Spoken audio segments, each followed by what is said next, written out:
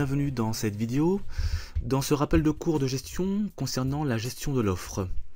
Alors on va parler de charges et de coûts, on va voir quelques notions, donc charges et coûts. On va parler également des coûts complets, de la méthode des coûts complets, donc on va mettre les coûts complets. Voilà.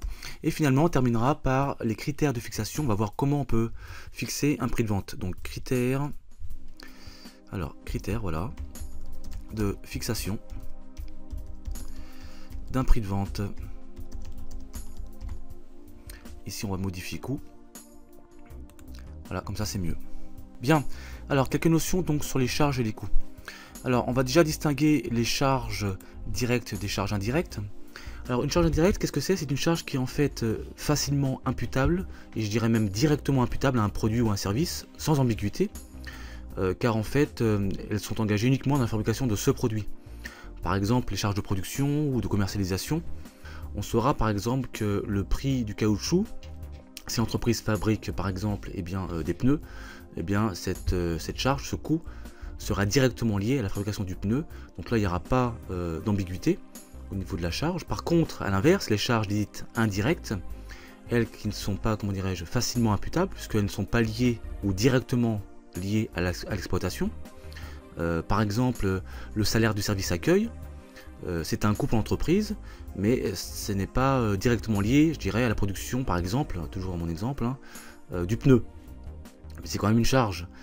Autre exemple, le loyer du parking, c'est également une charge pour l'entreprise. Par contre, toujours dans le même exemple, si l'entreprise fabrique des pneus, c'est difficile de dire que le loyer du mois de janvier s'impute sur le pneu et pas celui de février. Voilà. Donc ce sont des charges qui ne sont pas directement liées à l'exploitation, alors que les charges directes, elles, sont dites imputables facilement et directement à un produit, sans ambiguïté. La différence entre une charge et un coût, elle est minime. En fait, un coût, c'est une somme de plusieurs charges. On peut donc avoir dans un coût des charges directes et des charges indirectes. Donc on va déjà indiquer tout ça. Voilà. Donc après avoir vu ces quelques notions, on va pouvoir maintenant essayer en tous les cas d'imputer ces charges directes et indirectes. Alors pour cela il existe plusieurs méthodes, dont la méthode des coûts complets. C'est la raison pour laquelle maintenant on va voir donc les coûts complets.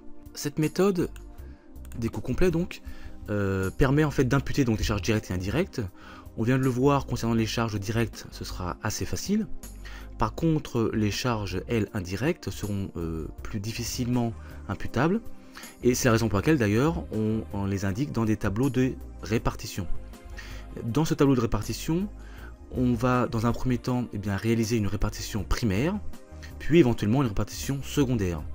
Alors qu'est-ce que c'est? En fait ce sont des répartitions, des affectations, donc des charges indirectes, ça ne concerne que les charges indirectes, je précise bien, que les charges indirectes. En fait donc on va les répartir dans des centres auxiliaires suivant des clés de répartition, ou alors souvent des pourcentages, ou des proportions de manière générale. Et donc dans des centres auxiliaires ou des centres principaux. Alors, tout cela pour avoir en fait au final un coût de revient d'un produit. D'accord? Alors comment ça va se passer? On va avoir une unité d'œuvre qui va être en fait une unité de mesure donc du centre considéré. Et grâce à cette unité d'œuvre, on va pouvoir donc chiffrer et imputer une charge indirecte. Alors comment ça se passe? On va avoir par exemple des heures de travail ou des quantités achetées, des quantités vendues. Tout cela peut être donc une unité d'œuvre. Donc on le verra ultérieurement dans des exercices bien sûr.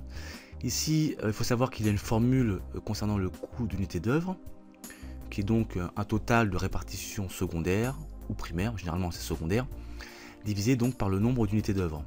Alors je vais vous indiquer tout ça tout de suite.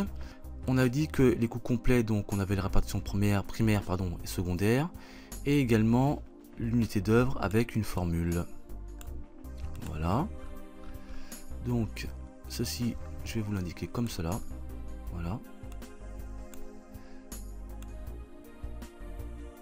Voilà.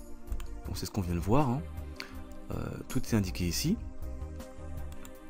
Ce qu'il faut savoir ensuite, c'est que en fait, le but final de cette répartition, de ces répartitions primaires et secondaires, c'est de calculer un coût de revient unitaire. Ensuite, en fait, on va cumuler les différents centres donc au niveau des charges directes et indirectes, et on va donc, comment dirais-je, avoir un montant que l'on va diviser par une quantité, tout simplement, pour avoir effectivement un coût de revient unitaire pour un produit ou pour un service. Alors on peut se demander, mais alors à quoi ça sert de calculer un coût de revient unitaire? Eh bien, ça sert en fait à fixer son prix de vente. Effectivement, le prix de vente d'une entreprise ne tombe pas du ciel, hein. Il y a plusieurs critères de fixation du prix de vente, dont je dirais le coût de revient unitaire. À partir du coût de revient unitaire, donc on peut appliquer un taux de marge, et bien pour obtenir donc ce fameux prix de vente. Je vous rappelle que le taux de marge, hein, s'applique donc au prix de vente, au coût de revient, excusez-moi, le fameux 1 plus le taux de marge, hein, rappelez-vous, et cela donne éventuellement donc le prix de vente hors taxe. Après on ajoute la TVA, etc. Donc c'est un premier critère de fixation, c'est-à-dire à partir des coûts ou du coût de revient unitaire, ce qui est à peu près identique. Mais ce n'est pas le seul critère de fixation de prix de vente.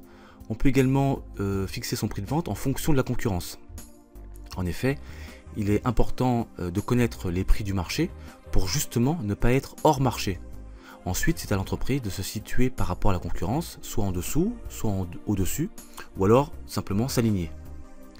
Il existe également une autre façon de fixer son prix de vente, c'est en fonction de la demande. Donc adapter le prix de revient en fonction des contraintes de marché. Donc, dernier élément, comment dirais-je, critère de fixation de prix de vente, c'est le fameux prix psychologique. Alors le principe est le suivant, que l'entreprise réalise une enquête auprès d'un échantillon représentatif en posant deux questions.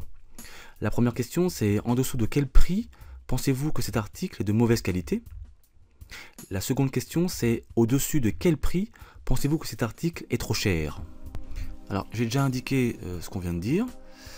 Alors, donc, ici on va mettre tout ça, voilà. Donc les différents critères, le principe, les questions. Voilà. Alors, voilà, c'est indiqué ici, donc, hein, les différents critères de fixation du prix de vente. On a donc dit à partir des coûts, en fonction de la concurrence, en fonction de la demande, et le fameux prix psychologique, avec donc les deux questions qui sont posées donc à un échantillon. Et donc ensuite on reporte ces résultats dans un tableau selon différents critères. Ensuite il y a une formule que l'on doit indiquer qui est donc 100 moins A plus B. Bon, ça ne veut pas dire grand chose pour l'instant, puisqu'il faudrait quelque chose de concret. La fameuse formule. Voilà, hop, voilà, comme ça c'est mieux. Et finalement donc on prend le pourcentage le plus élevé qui correspond donc au prix psychologique que le client est éventuellement prêt à dépenser pour le service ou pour le produit considéré. Donc il nous reste en fait un dernier élément à voir, c'est l'élasticité de la demande. Alors qu'est-ce que c'est en fait? C'est le fait de mettre en liaison, en rapport, eh bien, la variation de la demande et la variation du prix, donc avant et après la modification du même prix, de ce même prix. Donc ensuite on obtient donc un coefficient qu'on va voir, EP, qui va donc indiquer, comment dirais-je, si la demande est plus ou moins élastique en fonction du résultat trouvé, proche de 0 ou proche de moins 1. Et alors généralement il faut savoir que ce coefficient d'élasticité est plutôt négatif, donc proche de moins 1 dans le négatif, hein. Alors pourquoi? Parce qu'en fait une augmentation des prix entraîne une diminution de la demande et vice versa, en fait ça s'oppose. On va le voir, hein, c'est une formule assez délicate, hein. Je vais vous l'indiquer tout de suite, qui donc donne, alors la voici, voilà, qui donne donc des résultats proches de 0 ou proches de moins 1, on vient de le voir, voilà, voilà, donc elle est ici, avec donc la demande au numérateur, enfin la variation de la demande au numérateur et la variation du prix au dénominateur. Et donc en fonction du résultat trouvé, donc proche de moins 1 égale à moins 1 ou proche de 0, on dit que c'est plus ou moins élastique. Voilà, ainsi s'achève cette partie sur la gestion de l'offre. Merci de m'avoir suivi, à très bientôt.